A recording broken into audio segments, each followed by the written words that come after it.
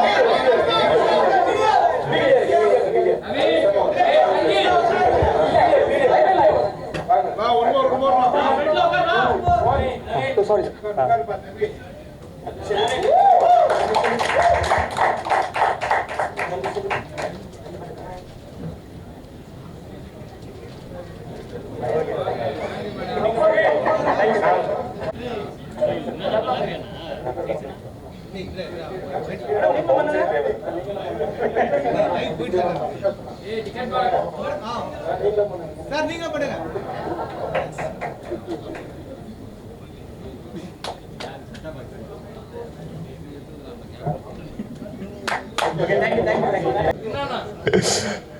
இங்கே தான் நிற்கணுமா? நகர்ந்துடக்கூடாது. ஐயா, என் வாழ்க்கையில் இப்படி ஒரு ஸ்டாண்டப் காமெடி ஷோ நான் பார்த்ததில்ல சார். இத்தனை கேமராக்குள்ள நான் பார்த்துட்டு இருக்கும்போது நான் ஒரு மாதிரி தோராயமாக பார்த்துக்கிறேன், சரிங்களா? Anyways, coming back to the point, இந்த பிக் பாஸ் ஜேர்னி இருக்கட்டும், இந்த பிக் பாஸ் முந்தின இருக்க ஜேர்னி இருக்கட்டும், இது எல்லாமே ஆல்மோஸ்ட் ஒரு 10 years பேக் ஸ்டார்ட் ஆச்சு. ஒரு 2016 நான் வந்து ஒரு தியேட்டர் ஆர்டிஸ்டாக இருந்தேன். ஸோ தியேட்டர் ஆர்டிஸ்ட்லேருந்து இன்றைக்கி இந்த தூரம் வந்திருக்கேன். அது ஃபுல்லாகவே எல்லாம் நிறைய மக்கள் சப்போர்ட் பண்ணியிருக்காங்க. குறிப்பாக அந்த சப்போர்ட் எல்லாமே யூஸ்வலாக என்ன மாதிரி ஒரு ஆர்டிஸ்ட்க்கு எப்படி இருக்குன்னா, நான் ரொம்ப சைலண்டான ஆர்டிஸ்ட், எனக்கு ஒரு பெரிய ஃபேன் பேஜ் அப்படிலாம் இருக்கானா, அப்படிலாம் ஒன்றும் கிடையாது. பட் சைலண்ட்டாகவே என்னை சப்போர்ட் பண்ணி பிக் பாஸில் ஃபைனல் டே வரைக்கும் கூட்டிகிட்டு வந்திருக்காங்க. ஸோ அதுக்கு ரொம்ப நன்றி. அதாவது பிக் பாஸ் எப்படி மாற்றிருக்கு என்னென்னா, முன்னாடிலாம் என்னை வெறும் கண்டென்ட்டாக தான் தெரியும். ப்ரோ, நீங்கள் அந்த பாட்டு அந்த அவங்க பேரே வராது, அவங்களுக்கு கடைசி வரைக்கும் வராது. அவங்களே முடிஞ்சு போயிடும். பிக் பாஸ் வந்து என்ன பண்ணியிருக்குன்னு பார்த்தீங்கன்னா, அவங்க வீட்டில் ஒருத்தனா என்னை மாற்றிருக்கு. அதாவது பிக் பாஸ்லேருந்து வந்ததுக்கப்புறம் எப்படி பார்த்தீங்கன்னா, அவங்க நிஜமாலே அந்த பவர் பிக் பாஸ் ஷோக்கு தான் இருக்குன்னு நினைக்கிறேன். நிஜமாலே அவங்க வீட்டில் ஒரு மெம்பராக தினமும் பார்த்து எனக்காக ஃபீல் பண்ணி என் கூட சிரித்து என் கூட அழுது என் கூட என்ஜாய் பண்ணிட்டு இருந்தாங்க. அதுக்கு ஃபர்ஸ்ட் ஆஃப் ஆல் தேங்க்யூ. ஆனால் என்னென்னா, இதுதான் ஃபர்ஸ்ட் டைம் எனக்கு இந்த வீட்டில் ஒருத்தனா இருக்கிற ஒரு எக்ஸ்பீரியன்ஸ். வீட்டில் ஒருத்தனா இருக்குன்றனால முன்னாடிலாம் பார்த்தா, ப்ரோ எனக்கு உங்கள் கண்டென்ட் ரொம்ப பிடிக்கும், உங்க கூட செல்ஃபி எடுத்துக்கலான்னு வாங்க. நானும் அப்பா நல்ல வேலை யாரோ ஒருத்தர் கூட ஃபோட்டோ எடுத்துருக்காங்களே அல்பமாக போய் நின்றுடுவேன். இப்போ அப்படிலாம் கேட்குறது இல்லை. நேரம் விக்ரம் ஷோ எப்படி என்ன வெயிட் போட்டீங்க? ஒன்று என்னடா ஸ்ட்ரெயிட்டாக எப்படி இருக்க, நல்லா இருக்கே? இல்லை ஸ்ட்ரெயிட்டாக நான் வெயிட் போட்டு நம்ம இல்லை இங்கே 2 கிலோ கம்மியிலங்க ஆயிருக்கேன். போய் சொல்லாதீங்க, நல்ல சாப்பாடோ அப்படி. ஆமான்னு. அப்புறம் அனிதாலாம் எப்படி இருக்காங்க? என்ன அனிதா நல்லா இருக்காங்க. அப்புறம் அந்த குழந்தைக்கெல்லாம் ட்ரை பண்ணீங்களா, என்னாச்சு? என்னங்க டைரக்டா கிட்ஸ் வரைக்கும் போயிட்டீங்க. ஸோ இந்த வீட்டில் ஒருத்தன்ற இமேஜ் பார்த்தீங்கன்னா, அது ரொம்ப ஒரு ரொம்ப எப்படி சொல்றது, எனக்கு ரொம்ப ஷாக்கிங்காக இருந்துச்சு. பரவாயில்லையே, அவங்களுக்கு என்ன இப்போ அவங்களுக்கு வெறும் விக்கல்ஸ்ன்ற ஒரு பேஜ், விக்கல்ஸ்ன்ற ஸ்டாண்டப் காமெடி ஷோ இல்லை ஒரு காமெடி ரீலாக இல்லாமல் விக்ரம்ன்ற ஹியூமன் பீங் கூட அவங்க ட்ராவல் ஆக ஆரம்பிச்சிட்டாங்க. என்ன ப்ரோ என்ன பண்ணிருக்கீங்க, தினமும் பார்த்தோம், இப்போ மிஸ் பண்ணிருக்கோம், என்ன தான் பண்ணுறீங்க, என்ன பேசுவார், ரொம்ப உரிமை எடுத்துகிட்டு வந்து நிறைய பேர் சொல்லுவாங்க, எனக்கு வந்து இப்படி ஃபேன்ஸ்லாம் வந்து எனக்கு ஒன்று டிஸ்டர்பன்ஸ். எனக்குலாம் ரொம்ப அல்பமாக எனக்கு வேணுங்க. நிஜமாலே யாராச்சும் என்னெல்லாம் தெருவில் பார்த்தா தயவுசெய்து வந்து டிஸ்டர்ப் பண்ணுங்க. எனக்குலாம் நல்லா ஞாபகம் இருக்குது. எங்கள் அப்பாலாம் நான்லாம் வந்து அவருக்கு புரியவே புரியாது சோஷியல் மீடியாலாம் என்ன ஏதுன்னு. ப்ளஸ் நான் ஹரி சிபி எல்லோரும் உட்காந்துட்டு இருக்காங்க, ஆதியும் கூட. நாங்கள் எல்லோரும் எங்கள் ஃபஸ்ட்டு இனிஷியல் ஸ்டேஜஸில் எங்கள் பெட்ரூம்லேருந்து தான் ரீல் போடுவோம். ஸோ எங்கள் அப்பா இன்டர்நெட்டும் பார்க்க மாட்டார். ஸோ அவர் பார்க்குற சீன் என்னென்னா, ஒரு 4 பசங்க தினமும் ஒரு பெட்ரூம்குள்ளே இருப்பானுங்க, 8 மணி நேரம் அந்த பெட்ரூம்லேயே இருப்பானுங்க, சரிங்களா? கட் பண்ணால் ஒரு சாயந்தரம் அது 3 பசங்க வெளில போயிடுவானுங்க, நான் ரொம்ப டயர்டாக அப்படி வெளில வருவேன். இதே தான் அவர் பார்த்துட்டே இருப்பார், சரிங்களா? அவருக்கு இவனுங்க என்னன்னே புரியல. திடீர்னு ஒரு நாள் பார்த்தா நிலவை கொண்டு வா அந்த ரீல் நாங்கள் பண்ணது வந்து வைரல் ஆச்சு. வைரல்னால் எப்படின்னா, அதுதான் ஃபஸ்ட் டைம் நாங்கள் வந்து ஒரு ஆக்சுவல் வைராலிட்டியே பார்க்குறோம். நிலவை கொண்டு வந்தோன்னே இப்படி எடுத்து பார்த்தா எப்படி இருந்துச்சுன்னா, நல்லா இப்படி போஸ்ட் பண்ணிவிட்டு அப்படின்னு பேஸ்ட் இப்படி பார்க்குற 10,000 வியூவில் இருந்துச்சு. பரவாயில்ல, என்ன ஒரு நிமிஷத்தில் இவ்வளோ வியூஸ்.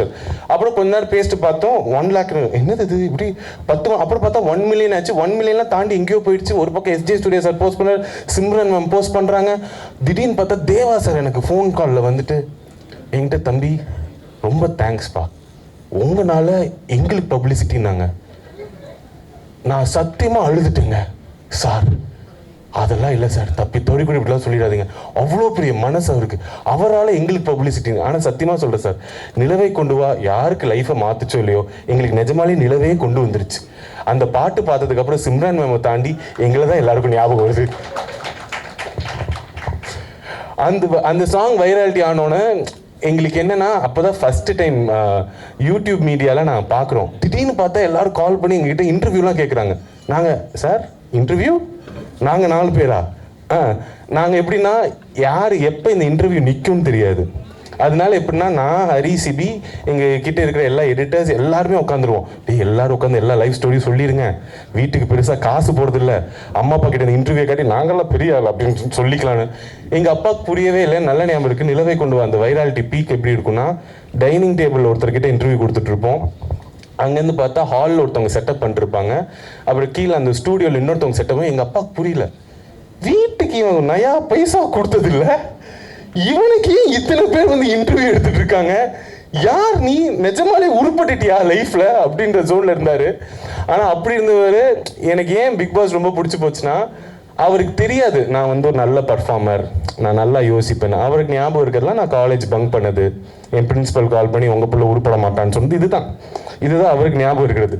ஸோ இதெல்லாம் முடிஞ்சு இப்போ எல்லாரும் இன்டர்வியூ எடுத்தோன்னா அவருக்கே தெரியாது நான் யார், இவன் தான் நல்லதாக தான் பண்ணுறேன். நான் பிக் பாஸ் வந்து தான் அவருக்கே தெரியும், ஓ நடிப்பியா, பரவாயில்லையடா எதிர்த்துலாம் பேசுறேன்னு. என்ன டுவர்ட்ஸ் என்னடா கெட்ட வார்த்தை பேசுற, இதெல்லாம் உனக்கு தெரியும் அப்படின்னாரு. இப்படி நான் உன்னை வளர்க்கலையே அப்படின்னு. பட் பரவாயில்ல.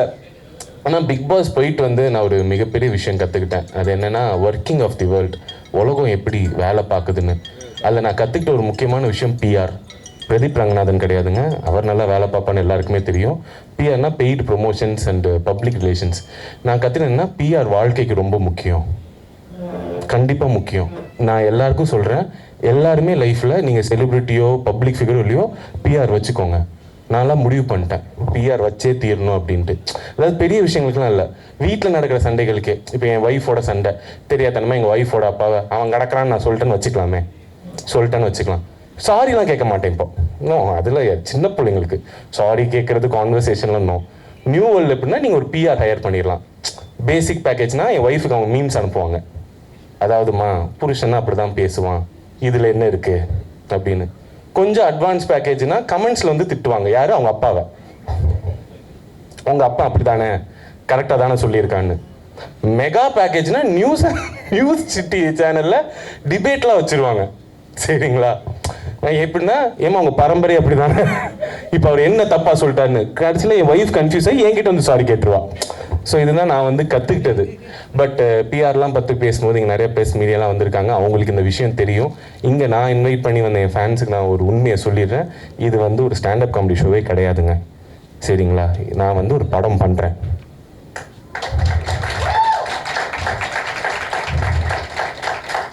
சார் கேட்குறேனேன்னு கோச்சிக்காதீங்க, நீங்கள் கையெல்லாம் தட்ட மாட்டீங்களா? 10 வருஷம் கழிச்சு படம் பண்ணுறேன் சார். ஹீரோவா?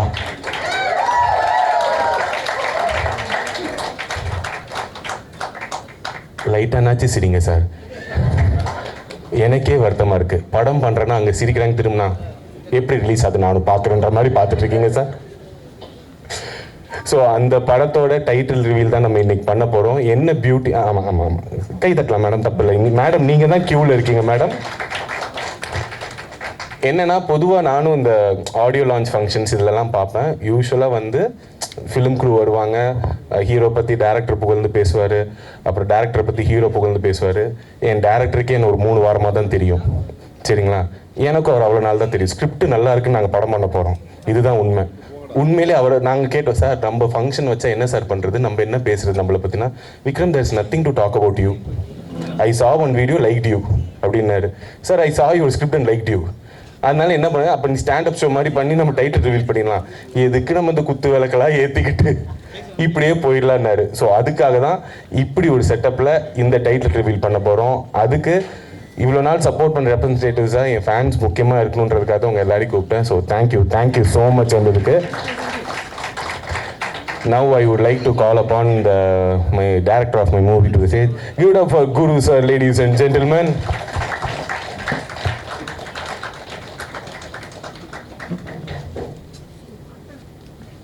Sir, do you want to talk? No, I will insult. So இந்த படத்தில் பேசிக்லி நான் வந்து ஹீரோவாக பண்ணுறேன் சார். கரெக்ட், ஒத்துக்கிட்டாரு. ஏன்னா எனக்கு ரொம்ப சந்தேகமாக இருந்துச்சுங்க. ஏன்னா எனக்கு இதுக்கு முன்னாடி எப்படி கூப்பிடுவாங்கன்னா கேரக்டர் ஆர்டிஸ்டாக கூப்பிடுவாங்க. ப்ரோ படம் ஃபுல்லாக வருவீங்க ப்ரோ, அப்படியா ப்ரோ, ஹீரோ கூடவே இருப்பீங்க ப்ரோ, சூப்பர் ப்ரோ, எவ்வளோ நாள் ஷூட்டு, ஒரு அரை நாள் தேவைப்படுது ப்ரோன்பாங்க.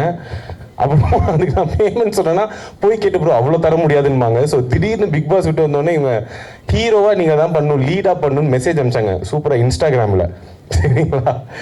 இன்ஸ்டாவில் மெசேஜ் அனுப்பிச்சு கேட்டோன்னே நான் நினச்சேன் ஏதோ ஷார்ட் ஃபிலிம் பைலட் ஃபிலிமுக்கு தான் கேட்குறேன்னு பார்த்தா நிஜமாலே ஃபீச்சர் ஃபிலிம்னாங்க. நான் கொஞ்சம் ஷாக்கில் இருப்போம்ல ப்ராங்கிங் பண்ணுறானுங்களா, ஏன்னா பிக் பாஸ்லேருந்தே நான் ப்ராங்க்குக்கு நிறைய ஏமாந்துட்டேன். இதில் ஏதாச்சும் ஹிடன் கேமரா ஷோ ஏதாச்சும் இருக்கான்லாம் யோசிக்கும் போது இல்லை இது நிஜம்தான்னா எனக்கு நம்மளை ஹீரோவாக போட்டு இவர் அவ்வளோ திறமையாக எடுக்க போகிறாரா, சரி இந்த டவுட் அவர்கிட்ட சொல்லி அவர் பாட்டு ரிட்டர்ன் ஆகும். ஓ ஷோர் யா ஒய் நாட் யா வெளில போய் நல்லா ஆனந்தங்கள் அப்படிலாம் அப்படி அவ்வளோ ஆனந்தமாக இருந்துச்சு எனக்கு. So sir thank you for the opportunity. So ஏன் சொல்கிறேன்னா நம்மளுக்கு நம்பிக்கை வரதே ரொம்ப கஷ்டங்க சில நல்ல விஷயங்கள் நடக்கும்போது. ஸோ என் லைஃப்பில் இப்போ நடக்கக்கூடிய ஒரு மிகப்பெரிய நல்ல விஷயம். அண்ட் 2016லலாம் எனக்கு ஹீரோ ஆசை இருக்கும், பின் மண்டையில் இருக்கும், அது வெளியில் சொல்கிறதுக்கே வெக்கமாக இருக்கும். அப்படி ஒரு வெளியில் சொல்கிறதுக்கே வெக்கப்பட்ட ஒரு கனவு இன்னைக்கு ரியாலிட்டியாக நடந்துட்டு இருக்கும்போது நினைக்கும் போது ரொம்ப சந்தோஷமாக இருக்குது. அதோட ஃபஸ்ட்டு பார்ட்டில் நீங்கள் எல்லோரும் இருக்கீங்க. Thank you so much, it means a lot. Sir shall we reveal the title? So yeah, without further ado we will like to reveal the title for you guys. Sir வாங்க சார், இழுங்க சார். நீங்கள் என்ன sir படத்துக்கு சம்மந்தமே இல்லாமல் பண்ணிட்டு வாங்க sir. எந்த 2 கயிறு சார், இதுவா? Okay guys. Sir shall I give it a countdown? டேய் ஹரி, நீ தானே இருக்க எஸ் அப்படின்னு கத்துறா, யதார்த்தமாக இருக்கும். Okay let's give it a countdown. 3, 1,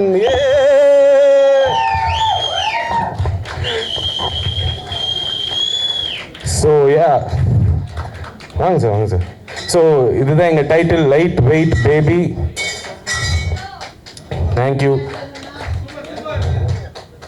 thank you so much. And sir படத்தை பற்றி ஓரிரு வார்த்தைகள். What will I say? As you can see, movie name is Lightweight Baby. Actually, I'm from Bangalore. I understand.